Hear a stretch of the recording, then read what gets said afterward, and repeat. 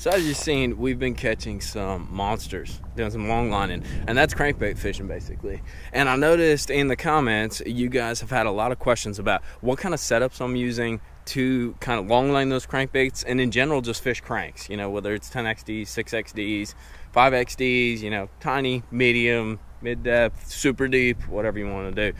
So we're going to break down, talk about what kind of setups we're using, what kind of cranks we're using, what kind of line we're using, you know, that whole gamut, so that you can get on your, you know, your biggest fish and land them. That's the biggest trick with that crankbait stuff. I'm actually installing a shoot and transducer right now, so it's a perfect opportunity. The glue is drying, and I'm gonna go and talk about some rods and then finish that thing up.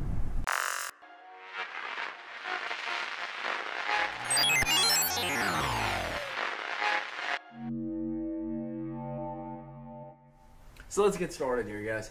You know, I got two main setups when I'm cranking, especially when I'm long lining, that I'm using, but these are in general my deep to extra deep setups. And the first one is, and this is probably the most important one, it's the one I'm putting my 6XD on. This is an 8-foot, moderately fast. It's a Powell Max 3D. They're actually not going to make this rod anymore. But basically, it's sort of like a super strong, you know, deep cranking rod. Because these baits are so heavy, they're like 1 ounce to 1 1/4 ounces for that extra deep. When you're trying to tap anywhere from 15 to 25 feet of water, you need a lot more rod than you would traditionally with your smaller, you know, medium diver crankbaits, or even the crankbaits you were throwing, say, 10 years ago or so. So you need a little more rod. It's the flipping stick of cranking rods. You need a little more length too. And the reason you need that length is for long casts to really sling that bait, as well as the fact that these baits are bigger. We're putting bigger hooks on them, which means you got to kind of sweep and hit that fish a little bit more. You don't want to set the hook. I don't want to put it that way, but you are putting a lot more pressure on when you're actually hooking up with the fish and the fish is eating the bait. But the general rule with these extra deep crankbaits, even down to a traditional deep diver, is you want a longer rod. We're talking anything 7 foot's on kind of the short end. 8 foot's probably the magic number. 8 foot, 7.9, 7.10. That's probably the magic number whenever you're throwing a 6XD or that style of bait all the way up to a 10XD. Now let's talk reels real quick, because this is where things get a little bit interesting, and it also depends on your preference.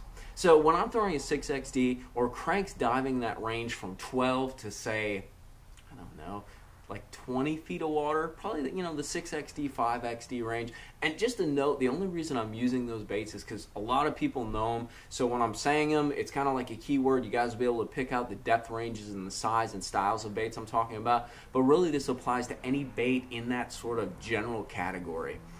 But for those baits, those ones that are running 12 to, say, 20 feet, weight-wise, they'll be anywhere from even like a ½ ounce all the way up to an ounce, ounce and a quarter. I'm running, and you can't buy this reel anymore because it's awesome. Thanks Shimano, but whatever. It's this is an old Sitica. It's a Shimano Sitica. Now this is the all metal. This is like a beefy freaking reel. It's a strong reel, but it's from quite a few years ago. Big key here though is speed. This is a 621. Now you're gonna say, well, isn't that a little fast for cranking? You know, back in the day, everybody was all about 5-to-1, lower gear ratios, because it gave you more power to sort of manage that crankbait and get it down there. Well, I'll tell you what, with these baits, with these new 6XDs, 10XDs, with these ultra diver baits, you want a reel that gets the bait down fast, because these things are meant to get down quick and grind that bottom. And that's why I'm running a 621 on my 6XD, or even just a little bit under that style crankbaits. It gives me more manageability of the crankbait, allows me to get it down there quicker. Another huge thing, and this applies to long lining and even just the long casts you get out of these baits, I can pick up more line faster. And when you have a fish way the hell out there because you're long lining, being able to pick up that line, have a little bit more control is huge. And also, sometimes these fish run at you. I don't know if you've ever experienced that, but it's nuts. They will torpedo straight towards the boat. And if you don't stay up with them, I mean, you know how many fish you lose when you're cranking. If you don't stay up with them when they're running at you like a torpedo, they almost are sure to come off. And it's heartbreaking. Trust me. So like I said, this is where we're going to throw a monkey wrench into the whole crankbait mix. And that's when it comes to reels. So I just told you, yeah, I love a 621, little faster reel, you know, on my 6XD. Okay, yeah, for that stuff I do. But when we're talking about magnum crankbaits, 10XDs, that giant Lucky Craft, things that are diving 20 foot plus, big 1 1/4, 1.5 ounce crankbaits, I do go old school. I go down to that 521. Once again, a reel that is not made anymore and is freaking awesome. It's an all metal reel. This is an old Quantum Energy. Not only does it give me more power for fighting the fish and all that, but what's more important really is it gives me more power to control this bait. I think you've heard in the videos, if you've watched any of them when I'm throwing this thing, all I call it is a freaking bulldozer. This thing grinds, digs, chugs like it's a tugboat on the end of your fishing rod, dude. It freaking drags, and you need that power, that extra deep, that slower, that 5-to-1 ratio to get that bait down and keep it freaking coming. You know, some guys do go to a higher speed reel with the 10XD. I'm not a fan. I like that extra power versus the extra speed, because even with the lower gear ratio, that 10XD seems to... I must be popular today, dude. I'm getting all these texts. But anyways, back to what we're doing. I should probably turn that off. But the 10XD seems to run fast enough as is because of that bill really digs. So even if you're fishing it pretty slow, it's still swimming pretty quick. So next component, we talked about rods. We talked about reels. Let's talk about fishing line. All right, fishing line is tricky. Once again, very personal preference. But I'm going to run through what I think and what I've caught fish. Let's see. I've caught fish over 11 pounds on. So with a 10XD and that style bait, once again, remember, 10XD, it's that sort of branch, that genre of baits. So with those ones that are diving super deep, 20 plus, and they weigh like 1 ounce plus, like 1 1/4, 1.5, you're going to kind of laugh. I'm throwing 12-pound fluorocarbon. Now, general rule of thumb, what I hear everybody else throwing is 14 to 15 pound. Reason I don't like that, because I can't get as deep. So basically, I've thrown the 15 quite a bit. Feels great to have that extra strength in that. But at the same time, I found I'm not breaking fish off with the 12, and I can get an extra like 2 feet on it, maybe 3 feet. And that doesn't sound like much, but when you're cranking brush piles and trying to tick the top, or when you got fish just a hair deeper than what the bait runs and you're needle cranking and you get that extra 2 feet because you're running that 12 pound, it's huge. Now, don't be too spooked. Honestly, I've had no break off. Maybe I broke off like 1 or 2, but it's because I was being stupid and I didn't retie or something. You need to watch your line no matter what pound test you're using for frays, nicks. I mean, it's crankbait fishing. The bait is grinding the bottom most of the time, so it's going to hit stuff. You're going to fray your line. But that 12 works just fine for me, and it gives me a step above the rest, and that's what fishing is all about. Everybody knows everything these days, so the trick is being minutia, or focusing on minutia, focusing on details, and getting the most out of your baits that you can. And that 12 pound gets the most out of those 10XD style baits that I think you can, because you're getting that extra depth. Brand wise, now rewind, hold on. 10XD 12 pound, that's just for that bigger style bait. Brand wise, I am so cheap, dude, but what works? Red Label. Seagar, Red Label. Dude, you can get like a bulk spool for nothing. Like nothing. And here's the other deal. So it is cheaper line. It has a little more stretch to it than the higher end fluorocarbons, which is actually what I'll use on my 6XD, which we'll talk about in a minute. But this thing, the 10XDs and those kinds of baits, they drag so much, they chug so much, you don't need a huge amount of sensitivity. All you need is decent fluorocarbon to get a decent hookup, and you're good to go, man. You don't need super low stretch fluorocarbon to be sensitive or to get a good hook set. When they eat this thing, they freaking choke on it. And if they don't choke on it, it's not a fish you wanted to catch. One final note with the 10XD and that style of baits, and this kind of drifts offline, we're going to rewind in a minute, but hooks. All right, so I scream and moan about changing your hooks. Guess which bait I don't change my hooks on? A 10XD. I haven't had super duper big problems with these. With the 10XD, there's 2 aspects. So this has stock hooks on it. I think they're probably like number 1s, number 2s, maybe even one not. They're big, whatever. It doesn't matter. 2 reasons I don't change them. 1, they're big. They've been decently sharp. I haven't lost a bunch of fish on them. 2, like I said just a minute ago, my experience has been if a fish eats a 10XD, it freaking chomps it. Like, it chews the damn thing. And the other, actually, I guess I should say there's 3 things. The other thing is what I found is when you do throw a 10XD on a lot of these pods, schools of fish, even brush piles, one of 2 things is going to happen. 1, you're going to scare away every fish within like a 25-foot radius because it's just like, two, you're going to hook up with the biggest fish in that pod or the biggest fish in that school, or you're going to trigger them to bite because they're just not used to seeing the bulldozer. So I'm not super worried about the hooks that are on here. Maybe in a year or two I'll make a video about wham I lost 30 pounds of fish like I did with the 6XD. But for now we're sticking with stock hooks on the 10XD. But let's move on here. Okay, rewind. 6XD, those style genre of baits, crankbaits. What kind of line? 10 pound. Sniper. Sunline FC Sniper, I guess I should say. Not everybody knows Sniper, so why? Because it's super expensive. No, not because it's super expensive. It is super expensive, but in my perspective, it's worth every freaking dollar. That stuff is awesome. It's super low stretch. It's a little bit harder line, which a lot of guys don't like. I like it because it's super high sensitivity. You get really good hook sets at long distances, and when it comes down to it, this 6XD and that style of bait is the bait that I'm normally long lining to these fish. What does that mean? Whole bleep ton of line way out there. Way out there. So getting a good hookup and being able to control the fish, the only option I have is to use higher quality line because I need to be using that 10-pound diameter in order to get the bait down deep enough. So that low stretch allows me a little bit of control. I'm still going to lose fish. I mean, it sucks. It's sad. You should see some of the freaking giants that I've lost, but you can't see them on the GoPro because it fish eyes, but whatever. Pissing and moaning. Don't do that. 10-pound test, FC Sniper, Sunline. It is the deal.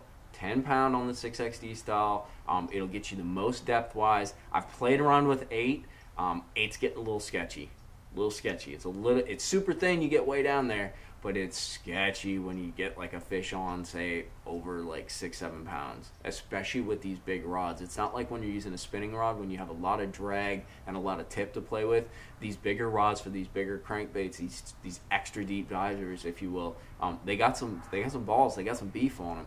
And so if you're tugging on 8-pound test with a tip like that, it's going to snap on you. But 10 pound is about as low as I think you can go. But you still get the depth. But it's important, especially if you're long lining, but just in general on this style bait that doesn't die, that doesn't drag as much as the 10XD.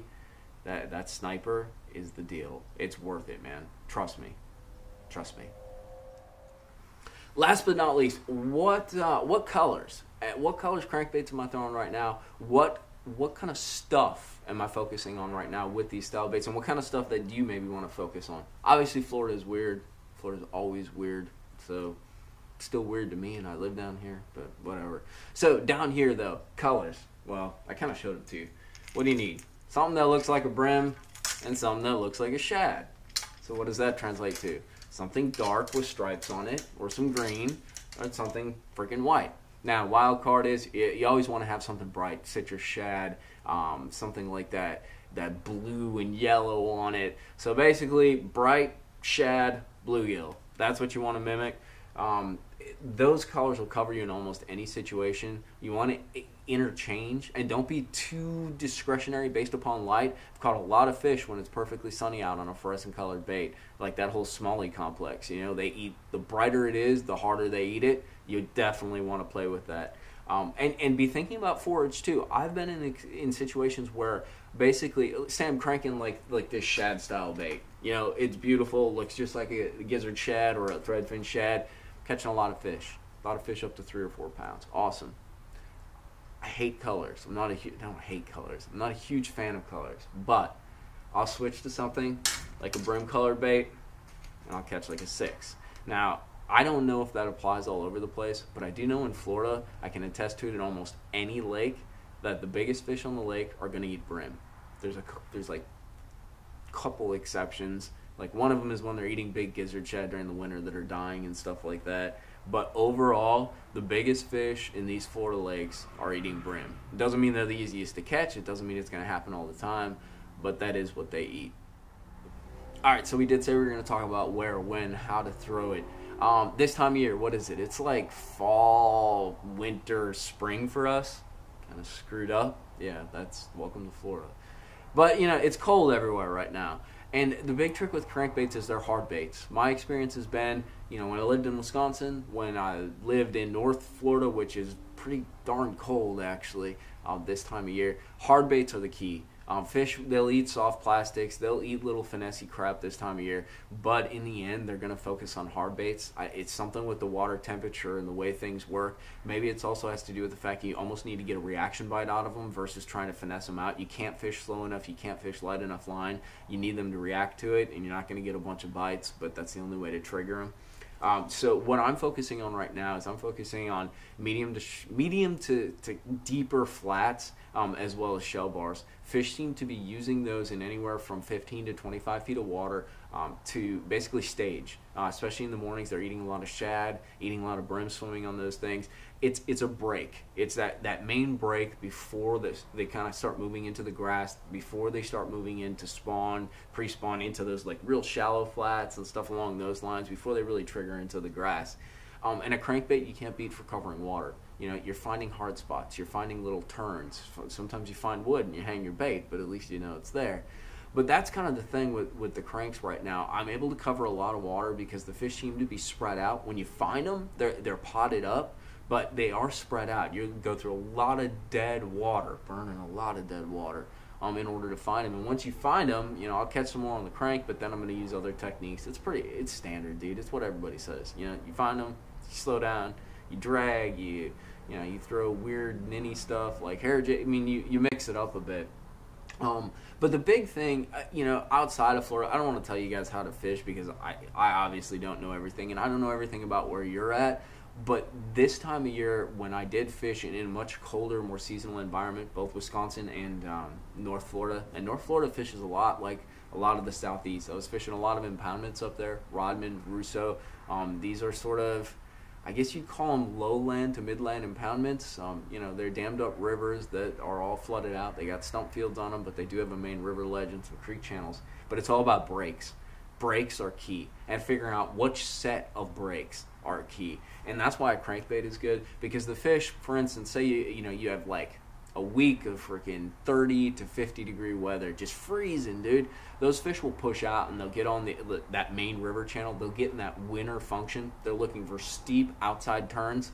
Crankbaits are awesome for getting on those turns, because those fish, sometimes they're going to suspend, especially in the cold water, but they'll get on that ledge, that outside ledge, and you can find them. You can maybe get them triggered and get them going on the crankbait, but it's a good way to start off and see what you can do if you get some warm weather. Warm weather for, say, a couple weeks or something. Those fish are going to follow those river channels to those creeks, and they're going to follow those creeks in. Once again, breaks. Are they on the the first creek that goes in? Did they go up from the creek, and are they on the flat? Are they moving around up on the flat? So that's kind of a deal that I did when I was in North Central Florida to really be a little more mathematical, logistical, rational with the fish. It's all about breaks. Even way down here, it's all about breaks. We just don't have the 10-foot, 20-foot breaks. Our breaks are like 3 or 4 foot. They're very subtle in many cases, but it translates anywhere. Look for your breaks, and then once you get an idea of which set of breaks, is it the main break way out on the river? Is it the main break way in the main lake that they're on?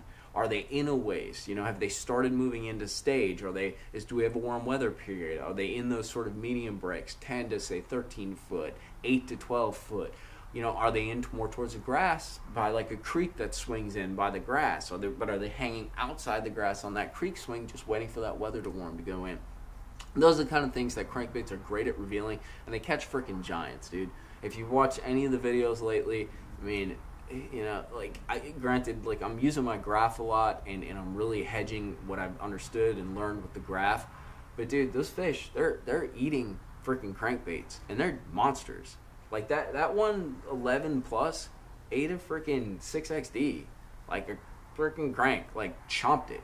So that's something to keep in mind. Cranks catch big fish, and this time of year, you got a shot at your personal best, because those fish are eating for fall, they're eating for winter, and if you're in Florida or in one of those environments where you get that sort of winter or early spring spawn, they're eating the stage, man. They're getting fat on every account, and that means crankbaits, hard baits, and big fish, hopefully. just a note, we really focused on deep to extra deep setups. You know, we'll hit on some shallower stuff later on, but I figured this time of year, water's cooler, fish are out, especially on my lakes. They're deeper than freaking 12 feet, so I'm going to stay away from the shallow stuff until we got shallow stuff to really talk about. So those are setups, tapping deeper water with, you know, your extra deep, your deep diving crankbaits, your 3/4, half ounce, and above kind of crankbaits. Those are the setups I like to use. My recommendations, my perspective, but it is what has worked really well for me. Not only catching fish, but also catching some giant fish. So kind of balancing the equation so that I can land those giant fish.